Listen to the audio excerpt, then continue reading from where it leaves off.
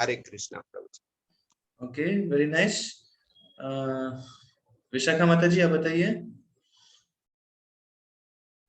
हरे कृष्णा प्रभु जी। प्रभु जी एक ही पॉइंट बताना है क्या?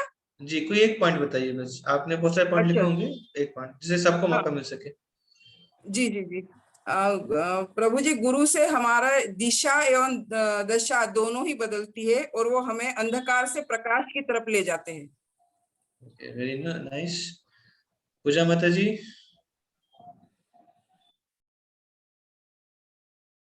पूजा तिवारी माता जी।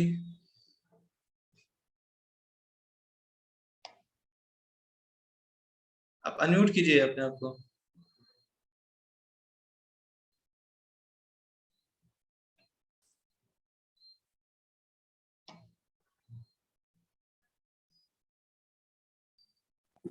हरे कृष्णा प्रभु जी। हाँ बताइए माता जी।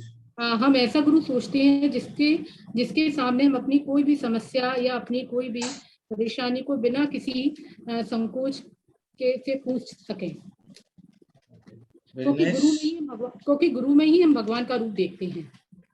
ओके, उमा सोनी माता जी।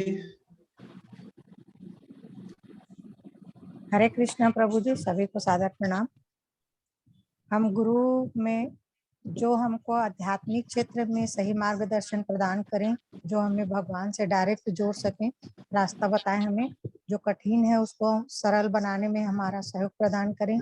हम विपत्तियों का सामना कैसे करें, विपत्ति के सामने हम डगमगाएं नहीं, और जन्म मृत्यु जरा व्याधि के चक्कर से हम कैसे बचें, भगवान के शरण हम कैसे प्राप्त करें, इन सभी बातों को हमको गुरु जो है मार्गदर्शन प्रदान करें, ताकि हमको मरने के बाद गोलोक की प्राप्ति हो सके।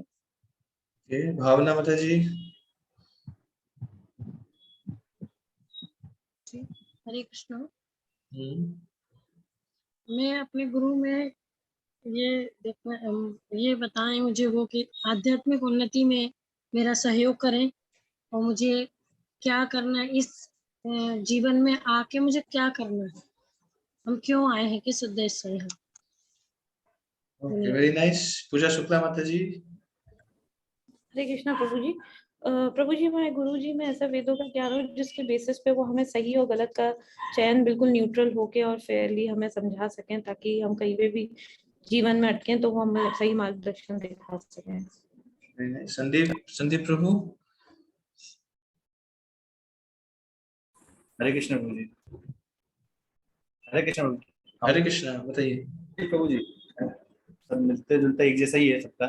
असल में प्रॉब्लम यही है प्रभु जी कि हम लोग भक्ति तो कर रहे हैं, बचपन से ही कर रहे हैं, तो सही मार्ग का चयन हम लोग नहीं कर पाते। तो गुरु जो होगा जो हमको चयन करके बताएगा और हमें सही राह बताएगा, तो वैसे ही मैं सोचता हूँ ऐसे ही गुरु को करना। Okay, very nice. Akhilesh Kumar Mishra प्रभु। हरे कृष्ण प्रभु, दंडवत प्रणाम। हाँ प्रभु जी, सही गुरु जो है हमारे, जो मैं समझ रहा हूँ जहाँ तक, कि ऐसा गुरु सही है जिसने तत्व का दर्शन किया, जो तत्वदर्शी हो, जो हमको अंधकार से प्रकाश की तरफ ले जाए। Okay, very nice. Okay, Upendra प्रभु। हरे कृष्ण प्रभु जी। हरे कृष्णा। तो मुझे एक श्लोक है, बड़ा प्यारा है। ओम अज्ञानति मिरांधस्य ज्ञानंजना शलाकया चक्षुरुन्मीलितं येन तस्मै श्री गुरुवे नमः। बस ऐसे ही गुरु चाहिए प्रभु, जिनकी शरण में हम अंधकार से प्रकाश की ओर जा सके और भक्ति सही दिशा में जा सके। Very nice. सबका एक्सप्लेनेशन बहुत ही अच्छा था, और मुझे ये उम्मीद है कि बाकी जो भक्त हैं उन्होंने भी बहुत अच्छे पॉइंट लिखे हैं, लेकिन अभी वैष्णवता के कारण दीनता प्रकाश कर रहे हैं और नहीं बताना चाहते हैं। तो मैं सबसे अनुरोध करूंगा कि आगे सब प्लीज इस डिस्कशन में भाग लें, तो ये जो पूरा जो सेशन है बहुत सुंदर हो सकता है सबके लिए। तो जैसे कि सबने बोला, गुरु में हर व्यक्ति कुछ ना कुछ एक क्वालिफिकेशन देखना चाहता है। कोई चाहता है कि गुरु मेरा मार्गदर्शन करे। हाँ, तो कोई व्यक्ति बोल रहा है कि किस प्रकार का मार्गदर्शन करे। ओम अज्ञानतिमिरान्धस्य, अंधेरे से उजाले में लेके आए मेरे को, है ना। तो कोई शास्त्रों का ज्ञान प्राप्त करना चाहता है उनसे। अलग अलग व्यक्ति का अलग अलग एक रुझान है, और उसके अनुसार वो गुरु में क्वालिटीज खोज रहे हैं। हम आज के इस सत्र में गुरु के क्वालिफिकेशंस को, के एक जो प्रामाणिक गुरु है उसके क्वालिफिकेशंस को हम लोग शास्त्रों से खोजने का प्रयास करेंगे। जैसे कि आप स्कूल में जाते हो, अपने बच्चों का आप दाखिला करवाने जाते हो, तो आप वहाँ के टीचर्स की क्वालिफिकेशंस पहले आप पता लगाते हो। यहाँ पे टीचर जो है ये क्या किया, बीएड किया, एमएड किया है, पीएचडी किया है कि नहीं किया है ना। टीचर का फैकल्टीज जो है उस पर्टिकुलर स्कूल के, कॉलेज की फैकल्टीज की क्वालिफिकेशन क्या है, हम जानना चाहते हैं पहले। इसके बाद ही हम अपने बच्चों को वहां पे भर्ती करवाते हैं, है ना। इवन कि हम जब हम खुद जब कहीं पढ़ाई करने जाते हैं या हायर स्टडीज के लिए जाते हैं, तो हम फैकल्टीज की क्वालिफिकेशंस को हम एक बार जांच लेते हैं कि क्या ये जो फैकल्टी इस कॉलेज के, क्या वो मेरे को गाइड करने योग्य है कि नहीं है, राइट। उसी प्रकार हम जब स्पिरिचुअल लाइफ की बात करते हैं तो हम इसमें इतने नेग्लेक्टफुल क्यों हो जाते हैं। स्पिरिचुअल लाइफ में भी हमको गुरु को तराशना चाहिए कि क्या सामने वाला व्यक्ति एक प्रामाणिक गुरु है कि नहीं, क्या वो मेरे को जो ज्ञान प्रदान कर रहा है वो प्रामाणिक है या नहीं। तो यही जो है हम यहाँ पर चर्चा करने वाले हैं। मैं वापस से स्लाइड ओपन करने वाला हूँ और आप सब देखोगे कि आपने जो जो पॉइंट लिखा है उसमें से कई सारे पॉइंट ऑलरेडी पीपीटीज में कवर कर दिए गए हैं, ठीक है। तो सबसे पहला जो आता है गुरु की योग्यता में, गुरु की योग्यता क्या है। एक बहुत ही प्यारा श्लोक है उपदेशामृत से कि एक जो प्रामाणिक गुरु कौन है। तो प्रामाणिक गुरु कौन है। वाचो वेगम मनसा क्रोध वेगम जीवा वेगम उदरपस्त वेगम एतान वेगान यो विषहेत धीरा सर्वम अपि मां पृथ्वीं शिष्यात्। इसका अर्थ है इस श्लोक का, कोई पढ़ सकता है, कोई एक डिवोटी जिन्होंने अभी तक कोई उत्तर नहीं दिया, कोई नया व्यक्ति इस श्लोक के अर्थ को प्लीज पढ़िए। फर्स्ट कम फर्स्ट सर्व, जो अनम्यूट कर लेगा पहले। हरे कृष्ण प्रभु जी। हाँ दिनेश प्रभु पढ़ो प्रभु जी। हाँ पढ़िए। एक भद्र व्यक्ति जो बोलने के वेग, मन के वेग, क्रोध के वेग एवं जिह्वा के वेग, उदर एवं जनेंद्रियों के वेग को नियंत्रित कर सकता है, वह संपूर्ण विश्व में शिष्य बन सकता है। हरे कृष्णा। वो संपूर्ण विश्व में शिष्य बनाने योग्य है। एक संयमी पुरुष जो बोलने के वेग को कितना बोलना है उसको, वो जो कंट्रोल कभी कभी होता है, हम देखते हैं बहुत सारे लोग हैं ऐसे दिखते बहुत संयमी हैं, लेकिन एक बार सुन के कुछ ऐसी चीजें हो जाए उनके साथ, कोई ऐसी घटना घट जाए जिसको वो कंट्रोल ना कर पाए, फिर वो बोलना शुरू करते हैं। आता पता चलते उनके हृदय में कितना भरास भरा हुआ था। तो बोलने का वेग इस प्रकार से होता है। तो जो बोलने के वेग को नियम मतलब क्या बोलते उसको अपने सहन कर सके। जैसे हर एक व्यक्ति को बोलने का मौका दिया जाए, बस एक बार माइक दे दिया जाए, वो घंटों बोल सकते हैं। तो बोलने का वेग इतना खतरनाक है। मन का वेग उससे ज्यादा प्रचंड है। मन हमें कितने सपने दिखा देता है, कितना कुछ करवा देता है, और हम बैठे बैठे रहते हैं और कुछ वास्तविक जीवन में कुछ नहीं हुआ, लेकिन मन पूरा ताजमहल बना देता है घर के अंदर। अपने मन के अंदर हम ताजमहल बना लेते हैं। तो इतना शक्तिशाली मन है। बट भटकाने में बहुत ही सरल है, मतलब बहुत ही आसान है। मन हमको भटका देता है बहुत ही जल्दी। खासकर आप लोग अगर चैंटिंग करते हैं तो आप लोगों को ये एक्सपीरियंस होगा, चैंटिंग करते करते हम अमेरिका, ऑस्ट्रेलिया सब जगह घूम के आ जाते हैं। फिर जब नींद खुलती है, ध्यान देते हैं, तो हम तो यही टेम्पल में बैठे हुए हैं। तो मन का वेग इतना प्रबल होता है। बोलने का वेग, मन का वेग, क्रोध, जीवा, उदर, उपस्थ। तो इस प्रकार से इन वेगों को जो सहन कर सकता है। अभी जीव गोस्वामी ने ये जो श्लोक लिखा है उपदेशामृत में, बहुत ही एकदम सोच समझ के लिखा है। जो वाचो वेग है वो सबसे न्यूनतम है, वो वेग सबसे, वो उसको कंट्रोल करना फिर भी आसान है। उससे कठिन मन का वेग है, उससे कठिन क्रोध जब आता है तब जो वेग हमारे हृदय में आता है, क्रोध का जो वेग होता है वो और कठिन होता है कंट्रोल करना। उससे भी कठिन होता है जीवा को कंट्रोल करना। उससे कठिन होता है उदर जो है ना, पेट का जो है उसको कंट्रोल करना, उससे कठिन है उपस्थ कंट्रोल करना। तो इस प्रकार से रूप गोस्वामी ने बहुत सोच समझ के असेंडिंग ऑर्डर में इन सारे वेगों को लिखा है, और कहते हैं कि जो व्यक्ति, जो संयमी पुरुष इन सबको सहन कर सकते हैं, इन वेगों, ये वेग आएंगे, हाँ ये वेग सबको परेशान करते हैं, लेकिन वो संयमी पुरुष जिनको इन वेगों से ज्यादा फर्क नहीं पड़ता, वेग उनको भी आने वाले हैं लेकिन उनको फर्क नहीं पड़ता, उनको सहन करने की उनके पास शक्ति आ चुकी है इतनी, वो संपूर्ण विश्व में शिष्य बनाने योग्य है। तो ये पहला क्वालिफिकेशन है गुरु का, है ना। हमें जब हम गुरु को खोजने निकल रहे हैं तो हमें गुरु में ये संयम हमें खोजना होगा, देखना होगा। आगे हम चलते हैं। हरे कृष्णा प्रभु जी, उपस्थ वेग का मीनिंग क्या है? उपस्थ वेग जी, उपस्थ वेग मतलब तो जनेंद्रियों का जो वेग होता है, जो सेक्स एजिटेशन होता है, उसको जो कंट्रोल कर सके। Thank you Prabhu ji. Okay, आगे हम जाते हैं। नेक्स्ट जो है वो है एक और श्लोक है ना। तो ये श्लोक भी बहुत ही महत्वपूर्ण है, और ये श्लोक प्रभुपाद जी का फेमस मतलब मोस्ट कोटेड श्लोकों में से एक है।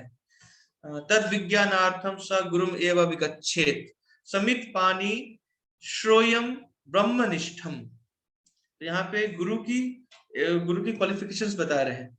ये शास्त्रों में आता है, क्या है, कोई एक नया डिवोटी पढ़ सकता है। मैं लास्ट टाइम देखा अजय प्रभु ने अनम्यूट किया था, लेकिन वो टाइम पे पढ़ नहीं पाए। अजय प्रभु। हरे कृष्णा प्रभु जी। हरे कृष्णा। इन सभी विषयों को समझने के लिए अपने हाथ में एक काष्ठ लेकर विनम्र ज्ञान में पारंगत हैं और परम सत्य के प्रति निष्ठावान हैं। हरे कृष्ण। तो तद विज्ञानार्थम स गुरुम एवाभिगच्छेत। तो उस विज्ञान को समझने के लिए गुरु के पास जाना चाहिए। कौन सा विज्ञान? जो पर विज्ञान है, मतलब इस भौतिक संसार का एक विज्ञान हम जानते हैं, अलग अलग लॉज हम साइंस में पढ़े हैं, laws of gravitation, magnetic forces और अलग जो भी है, हमने बहुत सारे विज्ञान पढ़ा है हमने। लेकिन ये जो आध्यात्मिक जीवन है, ये आध्यात्मिक संसार है, वो भी एक विज्ञान है। तो गुरु के पास क्यों जाना चाहिए? एक आध्यात्मिक गुरु के पास क्यों जाना चाहिए? इस विज्ञान को, पर विज्ञान को समझने के लिए। अपर विज्ञान नहीं। अपरा मतलब ये भौतिक संसार के अंदर जो विज्ञान है वो अपर विज्ञान है, और पर विज्ञान क्या है? इस भौतिक संसार के बाहर का जो विज्ञान है, जो वैकुंठ लोक है, जो आध्यात्मिक जगत है, वहां पे जो विज्ञान है, उस विज्ञान को समझने के लिए गुरु के पास जाना चाहिए। लेकिन ये गुरु के पास हम कैसे जाएंगे? गुरु के पास हमें विनम्र होकर जाना पड़ेगा। तो एटिकेट्स हम जानते हैं, शिष्टाचार होता है हर एक। जैसे हम सुबह उठ के हमें माता पिता का पैर छूना चाहिए, उनसे आशीर्वाद लेना चाहिए, एक ये शिष्टाचार है ना। तो उसी प्रकार गुरु के पास जाने का क्या शिष्टाचार है, तो वो इस श्लोक में बताया जा रहा है। ये मुकुंद उपनिषद का श्लोक है कि कैसे होना चाहिए। समित पानी, है ना। समित पानी मतलब हाथ में जो ये क्या बोलते हैं, काष्ठ, लकड़ी लेके जाना चाहिए। अच्छा, लकड़ी क्यों ले जाना चाहिए? लकड़ी से क्या, वो गुरु को देंगे, गुरु हमें मारेंगे उससे, इसलिए ले जाना चाहिए लकड़ी के? नहीं, ये सेवा है। हम जब गुरु के पास जाते हैं तो ये जो ब्रह्म ज्ञान जो है, ये तभी प्राप्त होता है जब हम गुरु की सेवा करते हैं। तो पहले के समय पे जो है काष्ठ, जो खाना, जो जैसे गुरु जो थे या फिर जो सन्यासी होते थे, महात्मा होते थे, वो हवन क्या करते थे, और हवन के लिए काष्ठ की आवश्यकता होती थी, सूखे लकड़ी की आवश्यकता होती थी, है ना। तो समित पानी, इसलिए हाथ में क्या लेना चाहिए? काष्ठ लेना चाहिए, कि वो गुरु की सेवा हो गई। गुरु उसके माध्यम से क्या करेंगे? यज्ञ करेंगे, भगवान की सेवा करेंगे, है ना। तो ये जो काष्ठ है वो कैसे लेना चाहिए?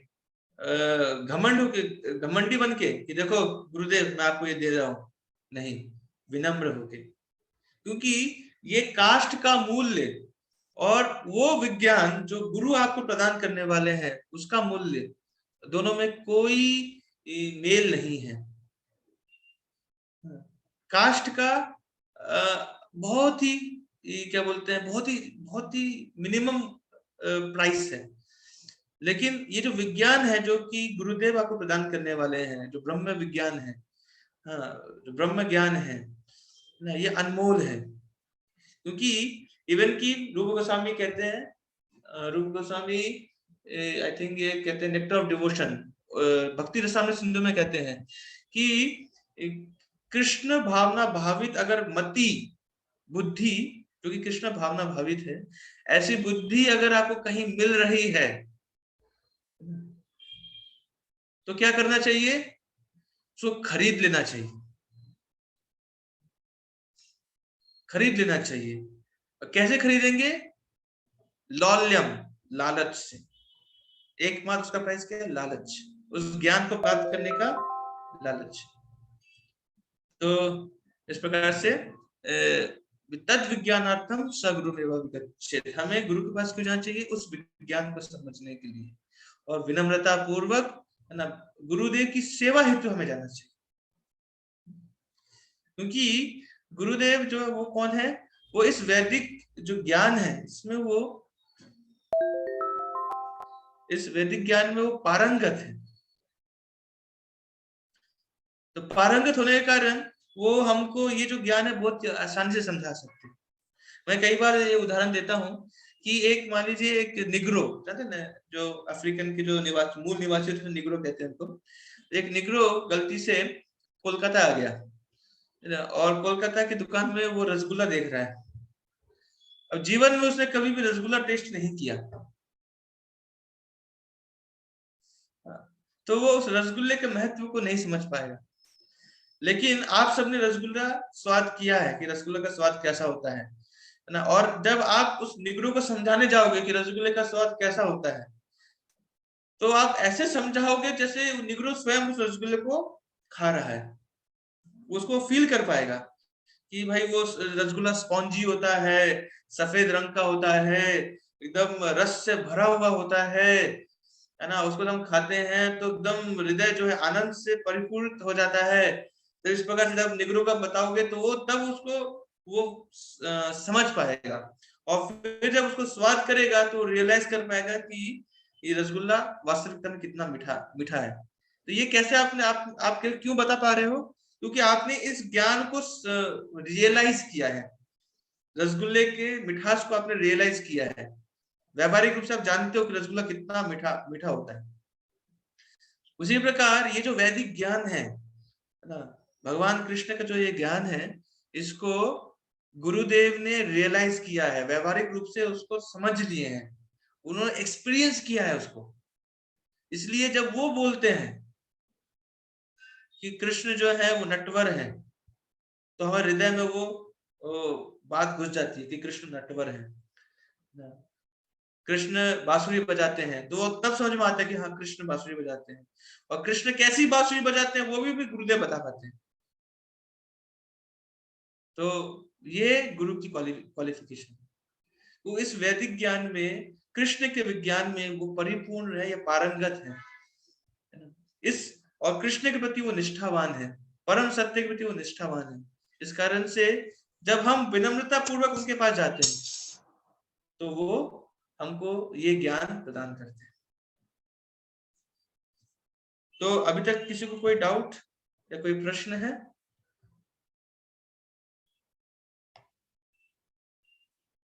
ओके, किसी को नहीं है, हम आगे चल रहे हैं। नेक्स्ट आता है, ये लगता है चैतन्य चैतामृत का श्लोक है। आचार प्रचार नामेर करह दुई कार्य, तुमी सर्व गुरु तुमी जगतेर आर्य। तो ये चैतन्य चैतामृत का ये श्लोक है। कोई एक पढ़िए, कोई नया डिवोटी कोई पढ़िए जो अभी तक नहीं पढ़े। कोई भी एक नया डिवोटी फटाफट। मैं पढ़ूं? प्रभु जी हरे कृष्ण। हाँ पढ़िए माता जी। आप साथ साथ परिणाम के प्रति अपने दोनों दायित्व निभाते हैं, स्वयं अपने आचरण से एवं प्रचार के माध्यम से। इसलिए आप संपूर्ण जगत के गुरु हैं, क्योंकि आप पूरे विश्व के सबसे महान भक्त हैं।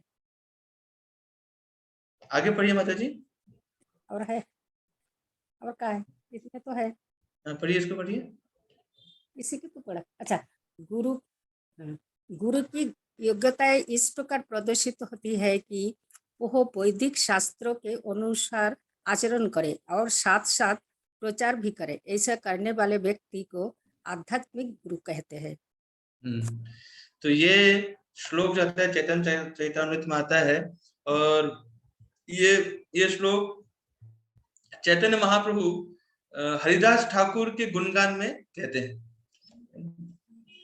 क्या कह रहे हैं? आचार प्रचार नामे करो द्विकार, है ना, कि हे हरिदास ठाकुर। आप में से कौन कौन हरिदास ठाकुर को जानते हैं? ओके, बहुत लोग नहीं जानते हैं। आप लोग प्लीज वीडियो ऑन कीजिए, थोड़ा सा नेट हाँ, प्लीज सब वीडियो ऑन कीजिए। प्रभु जी, वो श्री चैतन्य महाप्रभु नामा उनको आचार्य घोषित किया है। हाँ, चैतन्य महाप्रभु उनको नामाचार्य घोषित किया। Okay, very nice.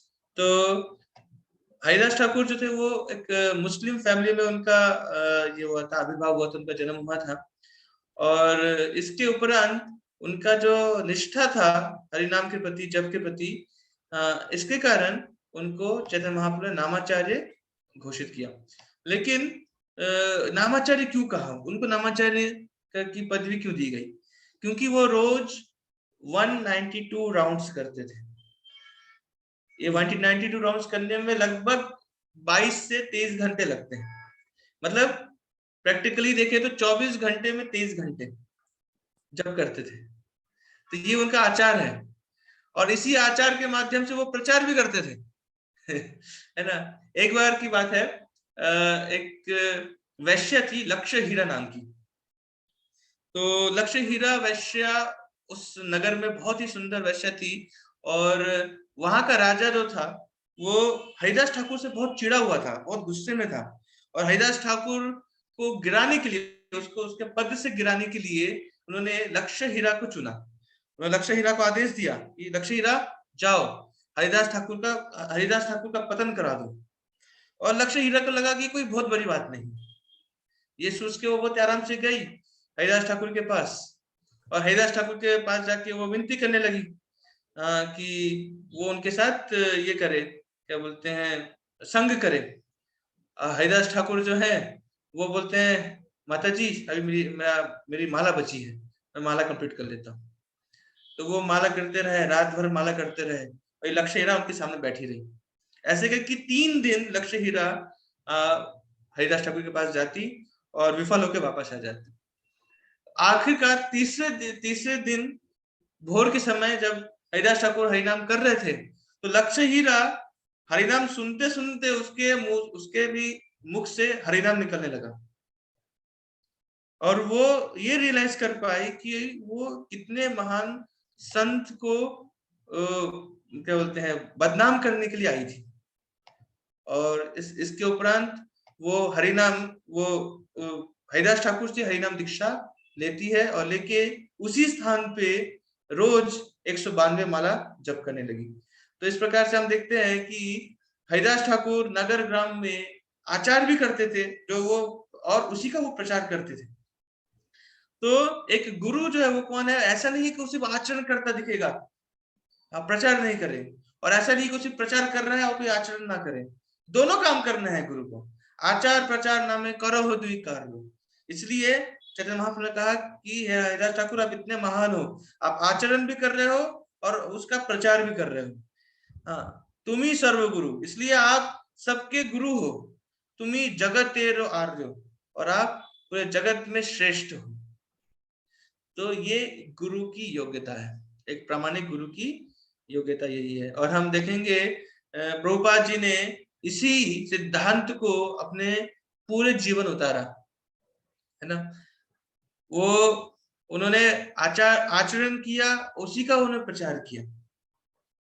इससे पहले, प्रभुपाद से पहले भी कितने सारे गौड़ीय वैष्णव आए थे, विदेशों में उन्होंने प्रचार करने गए, लेकिन किसी का भी प्रचार उतना सफल नहीं हो पाया।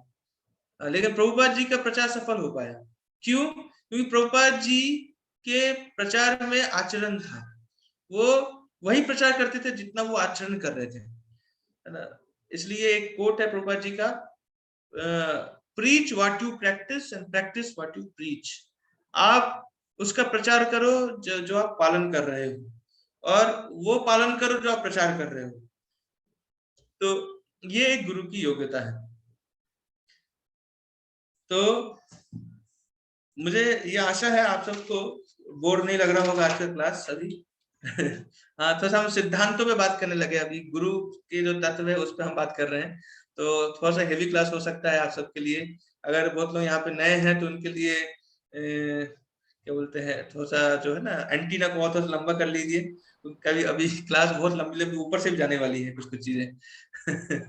ओके, तो आशा करता हूँ अभी तक आपको समझ में आ रहा होगा। आगे हम और गुरु की क्वालिटीज को देखेंगे। किवा विप्रो किवा न्यासी शूद्र केन नय, जय कृष्ण तत्ववेत्ता से गुरु है। कोई इसको पढ़ सकते हैं, इसका अनुवाद को? कोई नया भक्त जो अभी तक कुछ भी नहीं बोला है, कोई नया भक्त पढ़ सकता है प्लीज? प्रभु जी थोड़ा एनलार्ज कीजिए। एक सेकंड, दिख रहा है? हाँ ठीक है प्रभु। पढ़िए। चाहे कोई ब्राह्मण हो, सन्यासी अथवा शूद्र, वह जो भी हो, अगर वह कृष्ण के विज्ञान का ज्ञाता है वह गुरु बन सकता है। किवा विप्रो किवा न्यासी शूद्र केवल है ना। विप्र ब्राह्मण, न्यासी मतलब सन्यासी, शूद्र, कोई भी गुरु बन सकता है। कैसे? कृष्ण विज्ञान का ज्ञाता, वो कृष्ण का ज्ञाता होना चाहिए, परम सत्य का ज्ञाता होना चाहिए, तभी वो गुरु बन सकता है। एक श्लोक आता है, मुची होय शुचि जोदि कृष्ण भजे, शुचि होय मुची जोदि कृष्ण त्याजे। कि एक मोची मतलब चमार जो होते हैं, वो शुचि ब्राह्मण बन सकते हैं यदि कृष्ण भजे, अगर वो कृष्ण का भजन कर रहे हैं, कृष्ण को भजते हैं, तो एक मोची का स्तर ब्राह्मण तक पहुंच सकता है। शुचि है मुची, और वहीं पर बता रहे विपरीत, शुचि एक ब्राह्मण जो है एक मोची या चमार के स्तर तक भी उतर सकता है, गिर सकता है, यदि कृष्ण त्याजे, अगर वो कृष्ण का भजन नहीं कर रहा है, कृष्ण को वो त्याग देता है, तो वो इतना नीचे भी कर सकता है। तो यही महाप्रभु समझा रहे हैं हम लोग को मध्य लीला के भाग में कि गुरु की योग्यता क्या है। कोई भी गुरु बन सकता है। मूल सिद्धांत क्या है? कृष्ण तत्ववेत्ता, वो कृष्ण को जानने वाला होना चाहिए, क्योंकि जब तक वो कृष्ण को जानने वाला नहीं होगा वो कृष्ण का ज्ञान कैसे दे सकता है ना। आप में से कोई यहाँ पे स्कूल के टीचर्स भी होंगे, कॉलेज के प्रोफेसर्स भी होंगे, है ना, या फिर सबने स्कूल कॉलेज में तो पढ़ाई की होगी। अगर कोई एक मैथ्स का टीचर है, उसको मैथ्स नहीं आती है, तो फिर मैथ्स का टीचर कैसे बन सकता है? उसको पहले वो ज्ञान आना चाहिए। उसी प्रकार ये जो आध्यात्मिक ज्ञान है, उस आध्यात्मिक ज्ञान उस गुरु को आना चाहिए। आध्यात्मिक ज्ञान का लक्ष्य क्या है, उस गुरु को पता होना चाहिए, तभी वो गुरु ज्ञान दे सकता है। तो यहीं पर वही समझाया जा रहा है महाप्रभु के द्वारा कि कृष्ण का ज्ञान जो दे सकता है वो गुरु है, चाहे वो ब्राह्मण हो, सन्यासी हो या शूद्र हो, कोई भी हो सकता है। आगे पढ़िए इसको, कोई नया भक्त कोई? मैं पढ़ूं प्रभु जी? कंटिन्यू करूं प्रभु जी? जी पढ़िए। बिना किसी योग्यता के भी व्यक्ति गुरु बन सकता है। कैसे?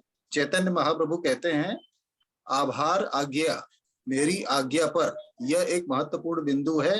कोई भी व्यक्ति अपनी इच्छा से गुरु नहीं बनता, वह गुरु नहीं कहलाएगा। गुरु के पास उच्च स्तरीय अनुमति होना चाहिए। तो ये उच्च स्तरीय अनुमति क्या है?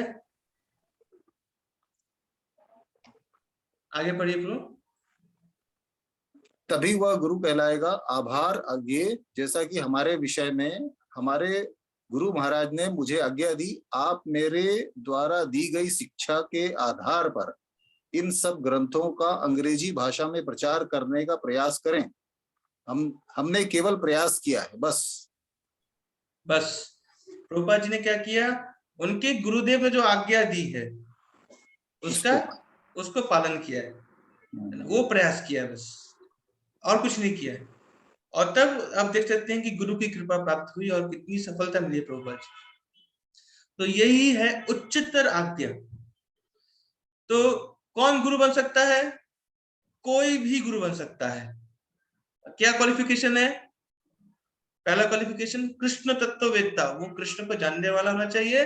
और दूसरा क्वालिफिकेशन आमार आज्ञा, उनको उच्चतरी आज्ञा प्राप्त होनी चाहिए। चैतन्य महाप्रभु कहते हैं आमार आज्ञा गुरु भैया तरह यही देश। चैतन्य महाप्रभु कहते हैं कि मेरी आज्ञा से आप सब गुरु बनो। गुरु बन के आप पूरे जगत में कृष्ण का प्रचार करो, कृष्ण के बारे में बताओ और सारे जन को का उद्धार करो। तो ये जो आदेश है गुरु बनने की, ये कौन दे रहा है? स्वयं भगवान चैतन्य महाप्रभु दे रहे हैं कि आप सब मेरी आज्ञा से, मेरी अनुमति से आप सब गुरु बनिए, है ना। इसलिए महाप्रभु ने सारे वो ब्राह्मण सन्यासी का सब कुछ खत्म करके बोला जो कृष्ण तत्ववेत्ता है, जो कृष्ण को जानने वाला है, वो गुरु बन सकता है और गुरु बन के वो प्रचार कर सकता है, वो लोगों को भगवान से जोड़ सकता है। तो ये आज्ञा जो है, ये आज्ञा प्रभुपाद जी ने अपने हर एक शिष्य को दी। और प्रभुपाद जी के जो जितने शिष्य हैं, जो वर्तमान आचार्य वृंद है, वो अपने शिष्यों को बता रहे हैं कि आप प्रचार करते रहिए। आप किसी भी गुरु महाराज के आप प्रवचन सुनिए, आपको ये संदर्भ जरूर मिलेगा कि हर एक व्यक्ति को यहाँ पर प्रचार करना है। जो इस इस्कॉन संस्था से या इस मूवमेंट से जुड़ रहा है, उन सबका ये कर्तव्य है कि वो प्रभुपाद की इच्छा जो है उसको वो आगे बढ़ाए। तो प्रभुपाद की क्या इच्छा है? जो उनके गुरुदेव की इच्छा है। उनकी गुरुदेव की क्या इच्छा है? कि प्रचार करना है। अच्छा, ये जो गुरुदेव, उनके जो गुरुदेव को जो आज्ञा मिली वो उनके गुरुदेव ने दी। तो इस प्रकार से ये जो शिष्य परंपरा चली आ रही है कि शिष्य जो है अपने गुरु की आज्ञा को पालन करने के लिए अपना पूरा जीवन जो है समर्पित करता है। यही एक शिष्य की क्वालिफिकेशन है और एक जो गुरु है उसका क्वालिफिकेशन है कि वो अपने गुरु की आज्ञा को एज इट इज फॉलो करता है।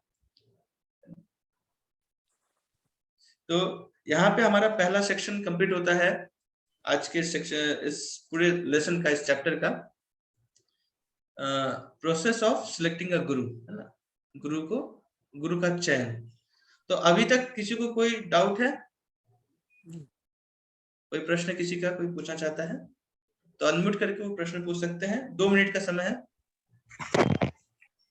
हरे कृष्णा प्रभु जी। हाँ बताइए माता जी। जो ये आप गुरु में क्या ढूंढ रहे हैं, ये हम लोगों ने सब जो दिए पॉइंट्स प्रभु जी, इसमें कोई एक दो पॉइंट आप उचित जो सबसे श्रेष्ठ हो वो बताइए। मैं सारे पॉइंट बता दिए आपको अभी। क्या ढूंढ रहे हैं वही यही जो आपने बताया इसी से। जी, हम गुरु में क्या ढूंढ रहे हैं? हम गुरु से हमारे भौतिक जीवन के सुख सुविधा नहीं ढूंढ रहे हैं, है ना। हम गुरु से हम वो आध्यात्मिक ज्ञान ढूंढ रहे हैं जिसके माध्यम से हम हमारा जो वास्तविक स्थिति है वहां पे हम वापस पुनः स्थापित हो पाए।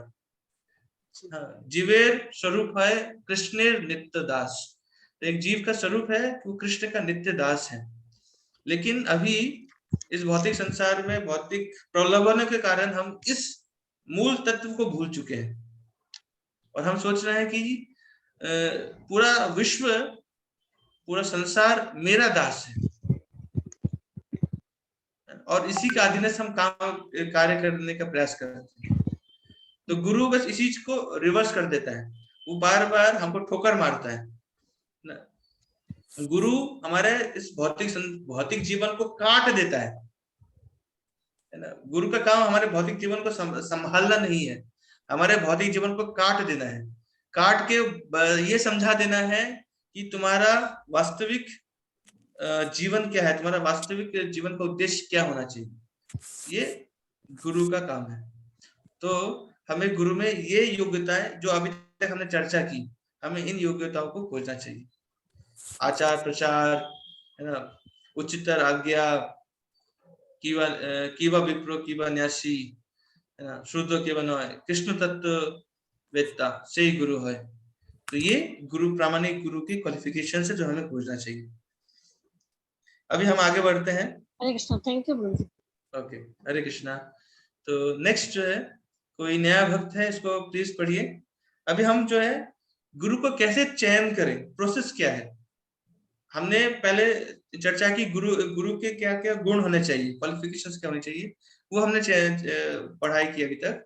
और अब हम चर्चा करेंगे कि एक प्रामाणिक गुरु को कैसे चुने, वो जो प्रोसेस उसके बारे में। तो कोई एक डिवोटी, संदीप प्रभु। हरे कृष्ण प्रभु। हाँ माता जी। गुरु को चुनने से पहले व्यक्ति को कम से कम 1 वर्ष तक श्रवण करना चाहिए, और फिर जब वह आश्वस्त हो जाए कि यही एक व्यक्ति है जो मुझे शिक्षा दे सकते हैं, तब आप उन्हें स्वीकार करें गुरु के रूप में, मन मर्जी से नहीं। हरे कृष्ण जी, मन मर्जी से गुरु ने स्वीकारना है। इसलिए नहीं स्वीकारना है कि मेरे माता पिता ये फलाने गुरु के शिष्य हैं इसलिए मैं उनको अपना गुरु स्वीकार करता हूँ। हमें इसलिए नहीं स्वीकारना कि भाई मैं जिस मंदिर में जाता हूँ उस मंदिर में ज्यादातर भक्त ये जो है ये इन गुरु के शिष्य हैं, इसलिए मैं इन गुरु को चूज करूंगा। क्या है चुनने का प्रोसेस क्या है? कम से कम 1 वर्ष तक उनसे श्रवण करना चाहिए, वो जो ज्ञान प्रदान कर रहे हैं। देखिए विशेष रूप से जब हम इस्कॉन में हैं, तो इस्कॉन में हम किसी भी गुरु महाराज को हम श्रवण करें तो हमें प्रामाणिक ज्ञान ही मिलने वाला है। हमें प्रामाणिक जो ज्ञान है वही हमें प्राप्त होगा। लेकिन गुरु का चयन जो है वो क्यों महत्वपूर्ण है? हो सकता है वो जो ज्ञान तो गुरुदेव जो मेरे को दे रहे हैं, हो सकता है वो मेरे लिए व्यवहारिक नहीं हो पा रहा है, या मैं उससे अपना जुड़ाव नहीं जोड़ पा रहा हूँ। तो इसलिए गुरु चयन करने से पहले हमको उनसे श्रवण करना चाहिए, उनके उपदेशों को अपने जीवन में उतारने का प्रयास करना चाहिए, और ये देखना चाहिए कि क्या मैं उनके उपदेशों को उतार पा रहा हूँ कि नहीं पा रहा हूँ, मैं कितना अपने गुरु के साथ घनिष्ठता से संबंध बना पा रहा हूँ। हाँ, ये कुछ चीजें हैं जो हमें ध्यान रखनी चाहिए। जब हम श्रवण करते हैं तो हमें गुरु की क्या मनोदशा है, वो क्या चाहते हैं मेरे से, ये हम समझ पाते हैं कुछ समय बाद, है ना। जैसे प्रभुपाद जी अपने गुरु महाराज श्रील भक्ति सिद्धांत प्रभुपाद जी से कितने बार मिले? मुश्किल से 2 या 3 बार मिले। इन 2 या 3 बार में प्रभुपाद जी ये समझ गए कि उनके गुरुदेव उनसे क्या चाहते हैं, और पूरा जीवन उन्होंने निछावर कर दिया उसी जो गुरुदेव की आज्ञा को पालन करने के लिए। तो यही है वो श्रवण करना। तो गुरु का चयन का जो प्रोसेस जो है, जो प्रक्रिया है, उसमें सबसे पहला क्या है कि हमें उनसे श्रवण करना चाहिए। तो जैसे मिनिमम जो इस्कॉन में एक समय देके रखा है कि 1 वर्ष तक हमें श्रवण करना चाहिए, और श्रवण करके हमको संबंध स्थापित करना चाहिए हमें गुरु के साथ। तो ये और फिर जब वे आश्वस्त हो जाए कि यही एक व्यक्ति है जो मुझे शिक्षा दे सकते हैं, तब आप उन्हें स्वीकार करें गुरु के रूप में। ओके, नेक्स्ट पॉइंट, गुरु के चयन के जो प्रक्रिया में कोई दूसरे डिवोटी? कृष्ण प्रभु जी। हाँ पढ़िए। शास्त्रों के अनुसार गुरु एवं शिष्य को एक दूसरे को स्वीकार करने से पहले एक दूसरे का सूक्ष्म रूप से विचार करना चाहिए, क्योंकि सामान्य घरेलू सुविधाओं की वस्तु भी बहुत जांच परख के ली जाती है। केवल एक मूर्ख ही होगा जो सतगुरु का चयन करते समय इस परीक्षण प्रक्रिया से वंचित रहेगा। गुरु जो सभी जीवों का वास्तविक शुभचिंतक होता है। तो आप सब तो मार्केट गए होंगे और मार्केट में बहुत भाव-तोल करते होंगे, कितने रुपए किलो आलू दिया है ना। 1 रुपए भी अगर ज्यादा लगता है तो लड़ने लगते हैं, ज्यादा क्यों मांग रहे हो मेरे से। तो ये तो जीवन का सवाल है, अब वो भी अपने जीवन का सवाल है। इस भौतिक जीवन का नहीं, आध्यात्मिक जीवन का सवाल है। तो क्यों ना हम परखे गुरु को। तो ये परखने की बात आ रही है कि गुरु को परखना चाहिए। गुरु आपको परखता है। आप जैसे देखोगे इस्कॉन में नियम कैसे कि एक शिष्य को कम से कम 6 महीना हरिनाम आश्रय के बाद कम से कम 6 महीना हरे कृष्ण महामंत्र का जो 16 माला जप नियमित रूप से करना चाहिए, 4 नियमों का पालन नियमित रूप से करना चाहिए। जब इसके बाद जब गुरु आश्वस्त हो जाते हैं कि हाँ ये जो शिष्य है ये पालन सही से करेगा, जीवन भर करेगा, तब तो वो दीक्षा देते हैं। तो गुरु तो अपने तरफ से आपको परख रहे हैं, आपको भी परखना चाहिए। तो तभी हम क्या बोलते हैं, इसमें नहीं आएंगे। एक जो स्थिति है उसे कहते हैं गुरु त्याग की स्थिति नहीं आएगी। हम उसकी चर्चा करेंगे गुरु त्याग की स्थिति क्या होती है आगे के सत्रों में। तो ये बहुत महत्वपूर्ण है, ये म्यूचुअल एग्जामिनेशन है। एक बार अगर दीक्षा हो गई, इसके बाद हम नहीं कह सकते कि ये गुरु पसंद नहीं है, हमें दूसरा गुरु चाहिए। एक बार दीक्षा हो गई तो एक कॉन्ट्रैक्ट हो गया, गुरु ने कॉन्ट्रैक्ट साइन कर दिया कि मैं अपने इस शिष्य की जिम्मेदारी लेता हूं कि इसको मैं इस भाव सागर से पार ले जाऊंगा, है ना। और कॉन्ट्रैक्ट में दूसरा व्यक्ति कौन है? मैं हूं, मैं भी साइन करता हूं, बोलता हूं गुरु के दिए गए सारे नियमों को, उपदेशों को मैं जीवन भर पालन करूंगा, और फिर मैं साइन कर देता हूं। तो ये कॉन्ट्रैक्ट साइन हो गया। इसके बाद ऐसा नहीं है कि कॉन्ट्रैक्ट तोड़ देंगे, कॉन्ट्रैक्ट नहीं तोड़ सकते। तो कॉन्ट्रैक्ट बनाने से पहले हमें क्या करना है? गुरु को परखना है, इसलिए गुरु से श्रवण करना है। आगे हम पढ़ेंगे, ये मैं पढ़ देता हूं। तो विषय ये है कि किसी को स्वयं को गुरु त्याग की स्थिति तक लाना नहीं चाहिए। अगर कोई विवेकपूर्ण हो तो इस स्थिति से बच सकता है। तो ये विवेक की बात है, हमें अभी बैठ के विचार करना चाहिए और बहुत ही सोच समझ के इस निर्णय को लेना चाहिए। ठीक है, आगे हम पढ़ते हैं नेक्स्ट और 2 स्लाइड इसमें।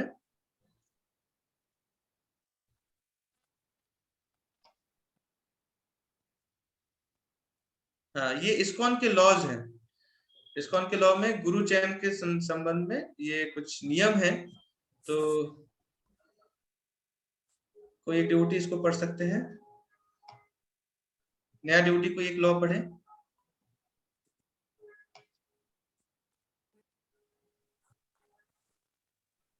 हरे कृष्णा। दीक्षा के लिए इच्छुक भक्तों का यह व्यक्तिगत दायित्व है कि वे अपनी बुद्धि के अभ्यास से अपना गुरु चुने। एक भक्त को एक गुरु से तभी दीक्षा स्वीकार करनी चाहिए जब उसे गुरु की इस योग्यता पर पूर्ण एवं सुदृढ़ विश्वास हो जाए कि वे उसे भगवत धाम वापस ले जा सकते हैं।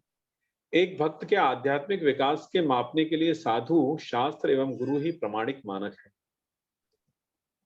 आगे पढ़िए प्रभु जी। इस्कॉन में गुरु बनने की उपाधि प्राप्त करने से यह अर्थ होता है कि उस भक्त ने सफलतापूर्वक इस्कॉन लॉ द्वारा निर्धारित प्रमाणीकरण प्रक्रिया को पूर्ण कर लिया है और वह वरिष्ठ भक्तों एवं इस्कॉन लॉ द्वारा निर्धारित मानकों एवं निर्देशों के अनुसरण में रहा है।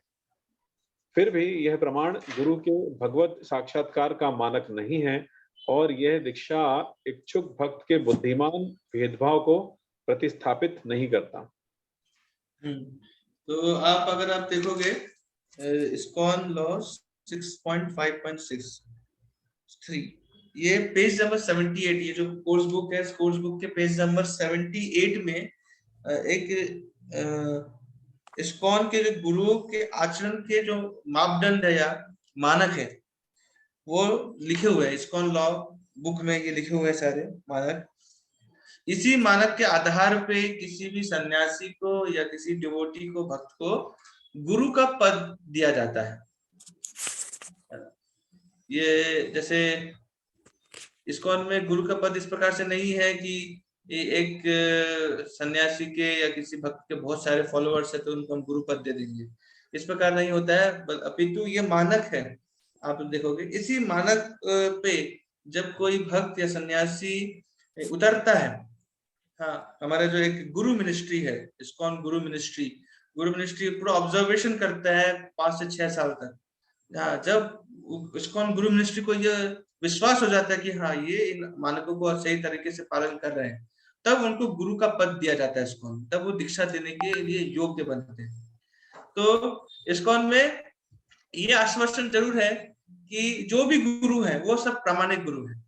अभी बस कार्य कहाँ पे, कार्य इतना है कि आप लोगों को विवेकपूर्ण होते हुए अपना गुरु चुनना है, जिनसे आपको अत्यधिक प्रेरणा प्राप्त हो भक्ति जीवन के लिए। हमें वैसे गुरु को यहाँ पे चुनना होगा। ठीक है, तो ये इस्कॉन के लॉज थे गुरु चयन के संबंध में, जो कि आश्वस्त करते हैं कि कोई भी जो शिष्य है उसको के साथ जोर जबरदस्ती नहीं की जाए किसी पर्टिकुलर गुरु से दीक्षा लेने के लिए, अपितु ये उसका निजी क्या बोलते उसको डिसीजन है, देयर ओन डिसीजन कि वो किन गुरु से वो दीक्षा प्राप्त करना चाहते हैं। हम आगे चलते हैं। ये एक रोल प्ले है जो कि अगर हम लोग अगर यहाँ ऑफलाइन रहते तो बहुत अच्छे से कर पाते। मैं इसको समझा देता हूँ आपको एक ड्राइंग के माध्यम से।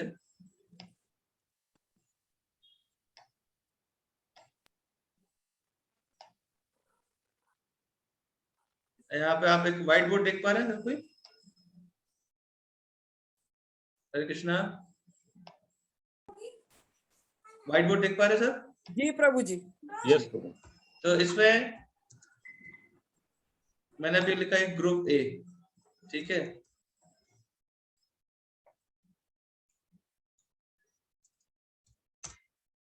ग्रुप बी, ग्रुप सी और आखिरी यहाँ पे ग्रुप डी। 4 ग्रुप है, ठीक है। और हम लोग यहाँ पे अभी कुल मेरे हिसाब से 30 भक्त हैं, मेरे को छोड़ के 29 भक्त हैं।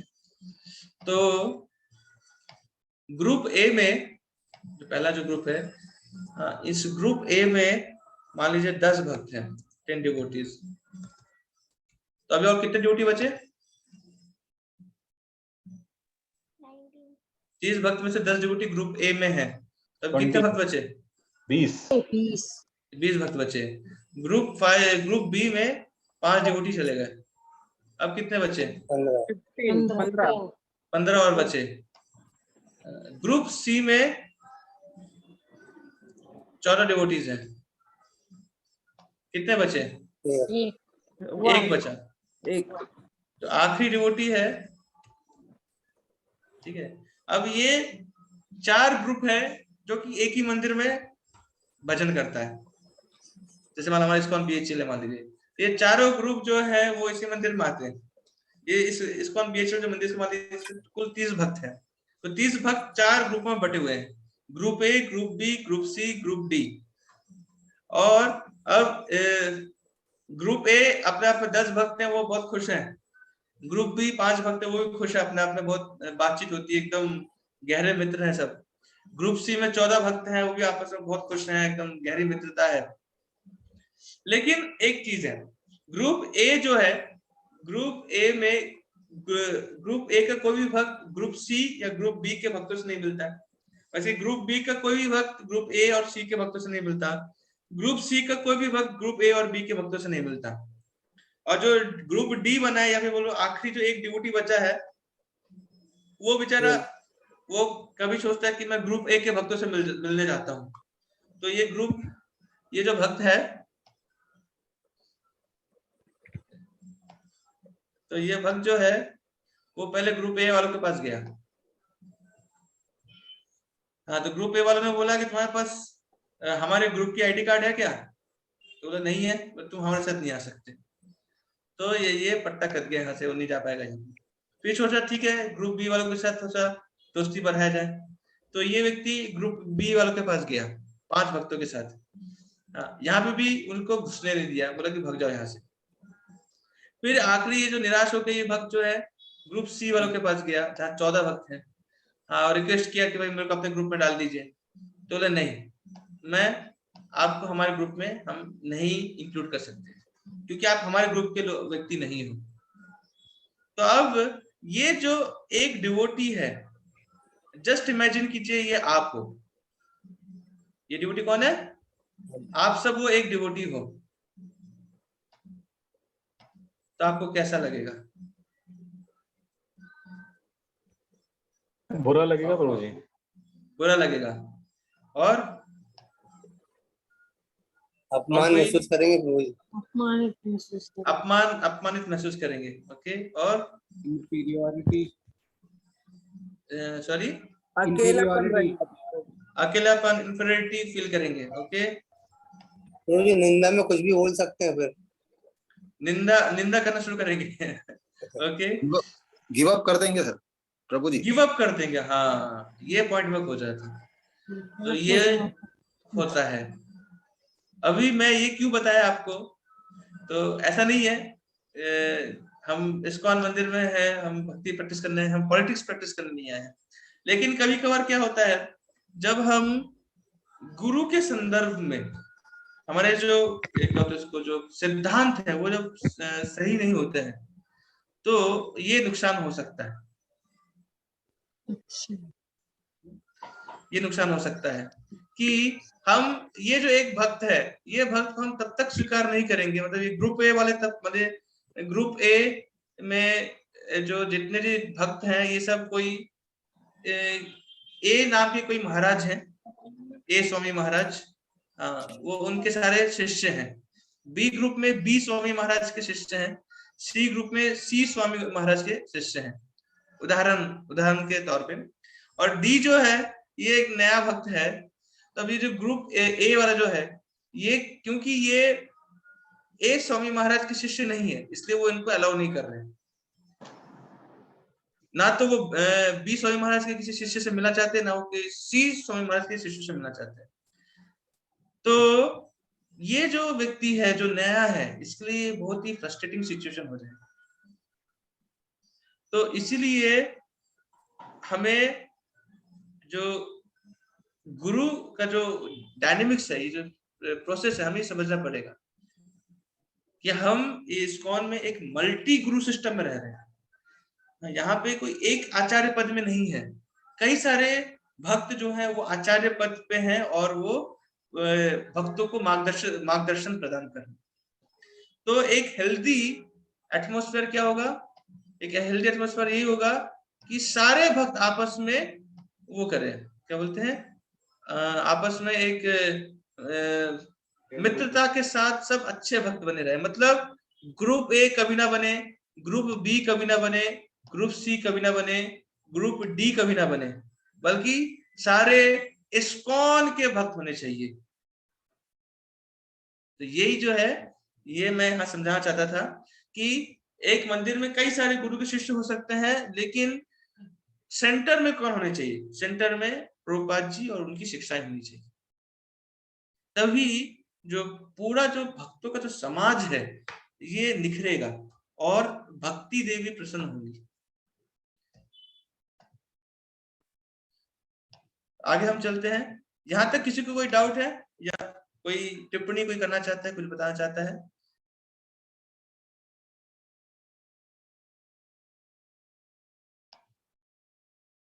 ठीक है, हम आगे बढ़ते हैं।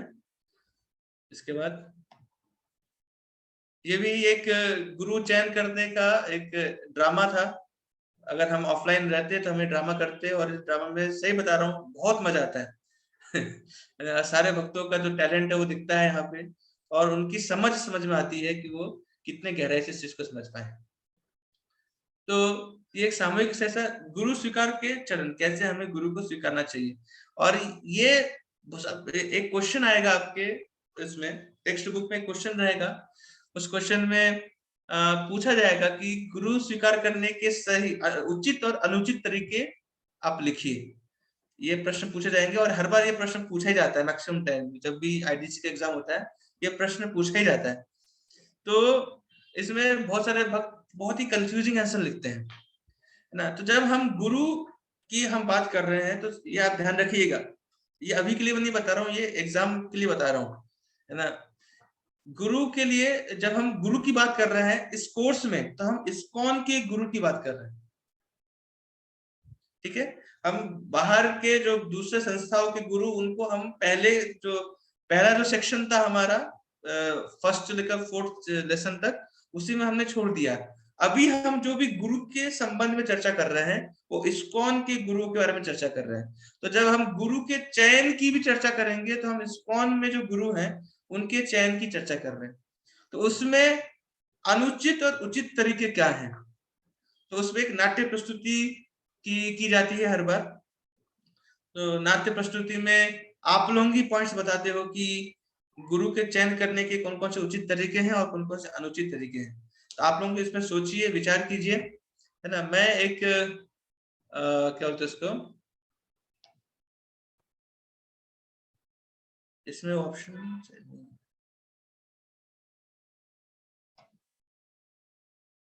ओके, मैं एक ब्रेकआउट रूम बना रहा हूं।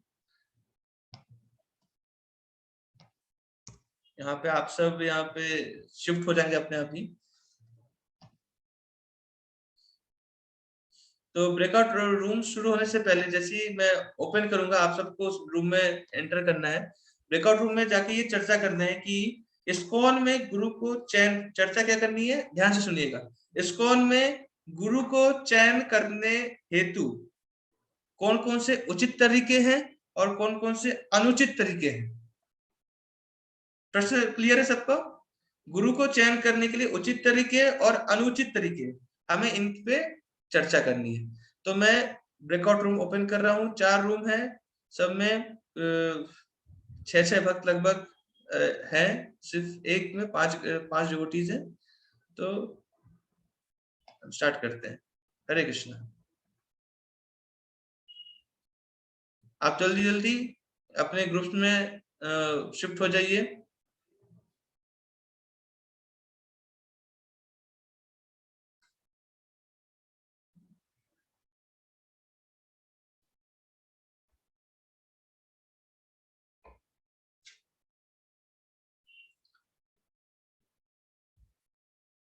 आशुतोष प्रभु, मनीष प्रभु,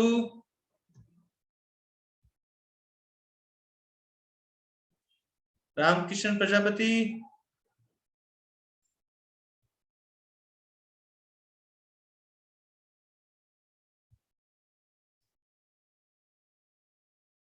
आशुतोष शर्मा प्रभु, मनीष कोहली प्रभु,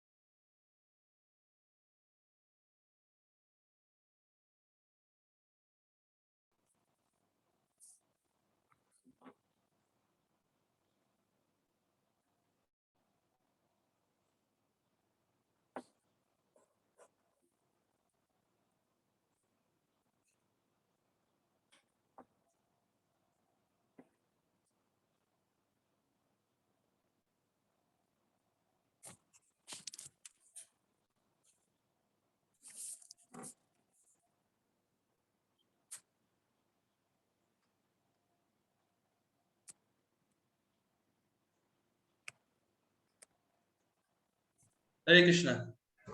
तो आप सबने चर्चा की होगी गुरु के चुनने के सही तरीके और जो तरीके सही नहीं है उनके संदर्भ में। तो कोई अगर बताना चाहता है आप में से, हर एक ग्रुप में से कोई अगर बताना चाहता है तो प्लीज आपका स्वागत है। जो पहला जो ग्रुप था उसमें अजय प्रभु, आशुतोष प्रभु, बीनू माता जी, मनीष प्रभु, नीलम माता जी और विनोद प्रभु थे। आप में से कोई एक ब्रीफ कर सकते हैं कि आप की चर्चा के अनुसार कौन कौन से उचित तरीके हैं गुरु चयन के और कौन कौन से अनुचित तरीके हैं गुरु चयन के? अनुचित तरीके में तो ये बताया गया, कोली प्रभु जी ने भी बताया कि हम गुरु से छुपाएं कि हम 16 माला कर रहे हैं, झूठ बोले हम माला नहीं कर रहे हैं या फिर नियमों का पालन नहीं कर रहे हैं और हम गुरु से दीक्षा ले लें, तो ये अनुचित तरीका है। दूसरा, कई बार हम अपने विदेशी गुरु हमारे विदेशी हैं, फॉरेन से हैं, तो बाहर जाने के लालच में लोग, उन्होंने कहा गुरु जी के साथ रहेंगे तो बाहर जाने को मिलेगा और उस लालच में उन्होंने दीक्षा ले ली, तो ये अनुचित तरीका है। और उचित तरीके में बताया हमारे ग्रुप में सभी लोगों ने कि कम से कम साल भर लेक्चर भी सुने और गुरु से कुछ ना छुपाएं, सच सच बोलें, सारी बातें अगर गलत भी हैं तो बताएं, वो उसको सुधारने में मदद करेंगे प्रभु जी। हरे कृष्णा। बहुत बढ़िया। जो सेकंड ग्रुप था जिसमें कमला माता जी, मेघना माता जी, भावना माता जी, प्रतिभा माता जी, रश्मि माता जी और संदीप प्रभु थे, तो आप में से कोई एक पूरे आपके डिस्कशन को ब्रीफ करें गुरु के चयन के ऊपर।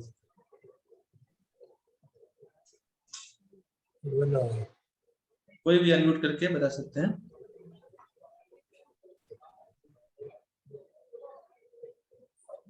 संदीप प्रभु। हाँ बोलिए माता जी। अनुचित कारण में जो हमारे ग्रुप डिस्कशन में उसमें सबसे इम्पोर्टेंट कि हम है कि गुरु महाराज के ज्यादा अनुयायी है तो हम सिर्फ देखकर ही नहीं, गुरु महाराज के ज्यादा अनुयायी है तो बिना जाने परखे, बिना उन्हें बारे में सुने हुए, मतलब उनसे कनेक्ट हमको होना है। तो सिर्फ ऐसे फर्स्ट साइट हमने देखा कि गुरु महाराज के बहुत सारे अनुयायी है और उन्हीं को ये मान के चले कि इन्हीं से हमको गुरु दीक्षा लेना है।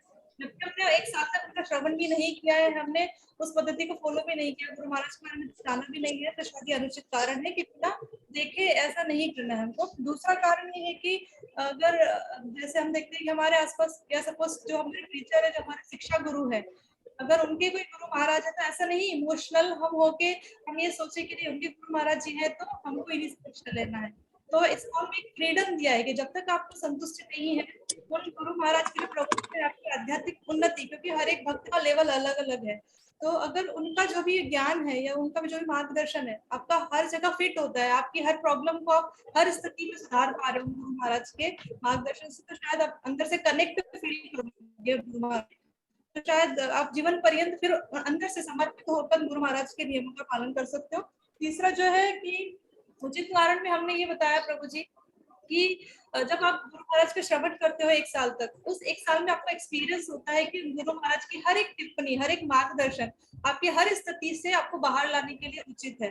आप अपने आप उन गुरु महाराज से कनेक्ट हो पाएंगे तो शायद से जल्दी कर पाएंगे और जीवन के हर एक स्टेप पे हर समस्या से जल्दी निकल पाएंगे और गुरु महाराज से अपनी हर एक स्थिति को बहुत अच्छे से डिस्कस कर पाएंगे अपनी कृष्ण भक्ति।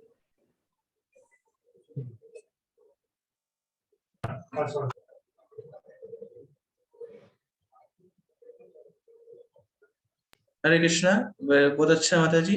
अभी जो तीसरा ग्रुप था इसमें अनमोल माता जी, खुशी माता जी, वैशाली माता जी, शिवानी माता जी और उमा माता जी हैं, तो वो आप बताइए आपने जो चर्चा की उसके उपरांत गुरु को चुनने के सही और गलत तरीके, कोई भी एक ब्रीफ करिए आप में से। हरे कृष्ण प्रभु जी। उचित उसमें ये थे कि हमें पहले गुरु का अच्छे से श्रवण करना चाहिए और ये ताकि हमें कंफर्म हो जाए कि हाँ यही है हमारे गुरु। और दूसरा हमें ये बेनेडिक्शन ये होना चाहिए कि वो चाहे हमें कोई भी आदेश दे हम उसको चाहे कुछ भी हो जाए उसे पूरा कर सकते हैं। और अनुचित ये है कि हम किसी मटेरियल बेनिफिट के लिए, जैसे बिजनेस में कि मैं इनिशिएटेड हूँ तो लोग मुझे अच्छे से प्रॉफिट देंगे इस वजह से दीक्षा ले रहे हैं, या फिर दूसरे जो नए भक्त हैं उनको शो ऑफ करने के लिए कि हम बहुत सालों से कनेक्टेड है और अब हम इनिशिएटेड भी हैं। हरे कृष्णा। बहुत सुंदर। जो चौथा ग्रुप है जिसमें गौर किशोर प्रभु, पूजा शुक्ला माता जी, प्रभात प्रभु, सुमित प्रभु और उपेंद्र प्रभु थे, तो प्लीज आप लोग अपना जो डिस्कशन है उसको ब्रीफ कीजिए। हरे कृष्ण प्रभु। हरे कृष्ण प्रभु जी, जो हमारा ग्रुप डिस्कशन हुआ उसमें जो सबसे सही पॉइंट जो समझ में आया कि हमको कभी बायस नहीं होना चाहिए, लाइक ये देख करके कि किसके कितने फॉलोवर हैं या प्रैक्टिकली कितने फॉलोवर हैं यूट्यूब, फेसबुक या ऐसे सोशल मीडिया पे उनके कितने फॉलोवर हैं, या कोई ऐसे तारीफ करता है तो हमें उस चीज में नहीं जा करके खुद से प्रैक्टिकली, जैसे अभी थोड़ी देर पहले हमने पढ़ा कि कम से कम 6 महीने तो हमको साल भर उनको श्रवण करना चाहिए, ताकि हमें थोड़ा समझ में आ जाए कि जो हमारे द्वंद हैं, जो हमारे थॉट हैं, वो उनके लेक्चर से, उनकी बातों से वो क्लियर हो रहे हैं या नहीं हो रहे हैं। और जो अनुचित तरीका है, मतलब वो यही है कि ये तो उचित तरीका हो गया है कि हमको ऐसे करना चाहिए। जो अनुचित तरीका होगा वो उसका इसी का जस्ट ऑपोजिट, कि हम किसी के कहने में आके अपना किसी को भी अपना गुरु बना लें, या कोई हमारा सहपाठी हो, कलीग हो, तो उसने किसी को अपना गुरु बनाया हो तो हम भी उसके कहने पे अपना गुरु मान लें उनको, तो ये नहीं करना चाहिए। और बाकी मोस्टली लोगों ने वो सारे पॉइंट्स कवर ही कर दिए कि अपने मटेरियलिस्टिक बेनिफिट के लिए हमको कभी किसी को गुरु नहीं बनाना चाहिए ना, तो मैं उसको रिपीट नहीं करता हूँ। बहुत सुंदर, आप सबका बहुत ही सुंदर कलेक्शन रहा थॉट्स का गुरु के सिलेक्शन के ऊपर, और बहुत सारे पॉइंट जो मैंने ऑलरेडी नोट किए थे वो सब कवर हो गए इसी में। तो बहुत सुंदर डिस्कशन आप सबके साथ। अभी हम लोग इस आज के सेशन को एंड करने से पहले और 2 स्लाइड्स है उसको कवर करके आज के सेशन को एंड करते हैं। गुरु का चयन ये अत्यंत आवश्यक है कि व्यक्ति शास्त्रों के मताधार पर गुरु का चयन करे। श्रील जीव गोस्वामी का कथन है कि धार्मिक, सामाजिक अथवा पारिवारिक प्रथाओं के आधार पर गुरु का चयन नहीं किया जाना चाहिए। मैं फिर दोहराना चाहूंगा इसको। श्रील जीव गोस्वामी का कथन है कि धार्मिक, सामाजिक अथवा पारिवारिक प्रथाओं के आधार पर गुरु का चयन नहीं किया जाना चाहिए। केवल वास्तविक आध्यात्मिक विकास हेतु एक प्रामाणिक, योग्य आध्यात्मिक गुरु को स्वीकारना चाहिए। तो ये चैतन्य चैतामृत के तात्पर्य से प्रभुपाद जी कह रहे हैं कि 3 चीजें, धार्मिक प्रथाएं मतलब जैसे कि होता है धार्मिक या सामाजिक प्रथाएं जो है कि जो ब्राह्मण परिवार होते हैं, तो ये जब जो लड़का होता है वो लगभग 10 साल 11 साल की उम्र पे पहुंच जाता है, तो कई सारे परिवारों में ये देखा जाता है कि उनका जनेऊ, बच्चों का जनेऊ करवा दिया जाता है ना, उपनयन संस्कार होता है। लेकिन वो जो बच्चा है, वो जो लड़का है, क्या वो उपनयन संस्कार को पालन करना चाहता है, इसके बारे में कोई विचार विमर्श नहीं होता है। और जो उसमें जो गुरु जो होते हैं वो परिवार का कोई व्यक्ति होता है। कभी कभी जो पैतृक जो गुरु होते हैं, मतलब परंपरा से जो गुरु चले आ रहे हैं, उनमें से कोई गुरु हो जाते हैं, और उस लड़के का कोई रुझान है कि नहीं आध्यात्मिकता प्रति, इसका विचार नहीं होता है। तो ये जो है ऐसी प्रथाओं को यहाँ पे प्रभुपाद जी ये कर रहे हैं, मना कर रहे हैं कि इनके आवेश में आके हमें गुरु का चयन नहीं करना चाहिए। जैसे मेरा उदाहरण, जैसे कि मेरा जो है उपनयन संस्कार हो गया 13 साल की उम्र में ना, जबकि मेरे को कुछ भी नहीं पता है आध्यात्मिक विज्ञान के बारे में कि क्या है कैसा है, कुछ भी नहीं पता था, है ना। मेरे हमारे जो फैमिली में जो होते हैं ना, जो गुरु होते हैं, तो उन्होंने गुरु दीक्षा दे दी मेरे को, और उपनयन जनेऊ पहना दिया लेकिन ना तो मेरा आध्यात्मिकता के प्रति कोई प्रश्न था उनसे, ना उन्होंने कभी मेरे को आध्यात्मिक रूप से मार्गदर्शन दिया। तो ये जो संबंध है ये बहुत खोखला संबंध है। जबकि हम जब यहाँ पे अभी जो हम चर्चा कर रहे हैं, ये चर्चा हम अनंत काल तक जो हमारे गुरु के साथ जो हमारा संबंध है उसको स्थापित करने की हम यहाँ पे चर्चा कर रहे हैं। तो ये किसी धार्मिक, सामाजिक या अथवा पारिवारिक प्रथाओं के आधार पे नहीं होना चाहिए, है ना। अपितु हम जो आध्यात्मिक विकास करना चाहते हैं उसको मन में रखते हुए गुरु के साथ हमें संबंध स्थापित करना चाहिए और हमें गुरु का चयन करना चाहिए। आखिरी, आपको गुरु की लंबी चौड़ी परिभाषा को जानने का आवश्यकता नहीं है। अभी तक हमने जो चर्चा की प्रभुपाद जी उसको ब्रीफ कर रहे हैं, है ना। हमने इतना कुछ चर्चा की ना कि तद विज्ञानार्थम गुरु में अभिगच्छेत् या तो प्रभुपाद कह रहे हैं आपको गुरु की लंबी चौड़ी परिभाषा को जानने का आवश्यकता नहीं है। वैदिक ज्ञान के अनुसार तद विज्ञानार्थम, अगर आपको आध्यात्मिक जीवन के विज्ञान को समझना है, तद विज्ञानार्थम स गुरुम एव अभिगच्छेत्, आप गुरु के पास जाएं। और गुरु कौन है? भगवान का एक आज्ञाकारी सेवक। कितना साधारण है।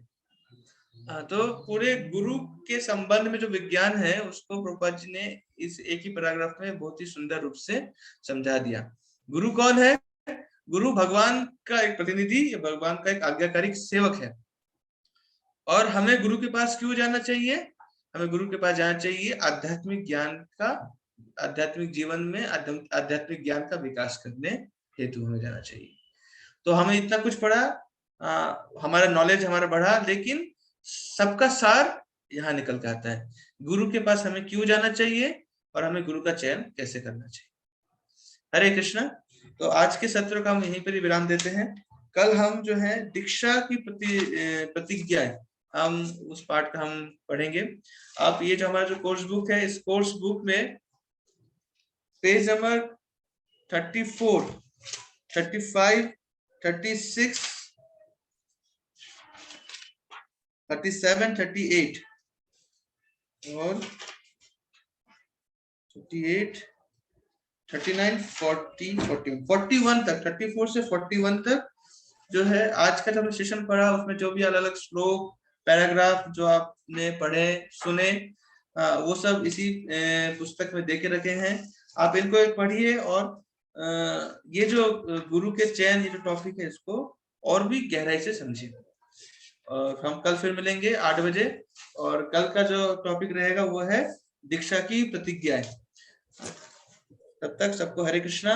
और कोई अगर प्रश्न हो तो आप पूछ सकते हैं। हरे कृष्ण प्रभु। हाँ गौर कृष्ण प्रभु। प्रभु जी जो बीच बीच में जो स्लाइड वगैरह चलती है तो बुकलेट में नहीं है प्रभु जी, ऐसा क्यों? नहीं, सब बुकलेट में देके रखा है सब कुछ। अच्छा। कुछ आगे पीछे है लेकिन सब कुछ देके रखा है। आप पढ़िएगा आप जो पूरा बुकलेट, तो कुछ जो अपेंडिक्स में भी देख रखा है, पीछे जो अपेंडिक्स है, अपेंडिक्स में भी कुछ पॉइंट्स आपको मिल जाएंगे। तो अभी आपने मैंने जो बोला जो 34 से 41 आप पूरा पढ़िए, आपको पूरा मिल जाएगा। ठीक है। आप नेक्स्ट जो चैप्टर है उसको भी सब पढ़ के रख सकते हैं, तो जब हम क्लास के डिस्कशन करेंगे तो वो आसान रहेगा सबके। ठीक है। हरे कृष्णा। हरे कृष्णा प्रभु। हरे कृष्णा प्रभु। हरे कृष्णा प्रभु।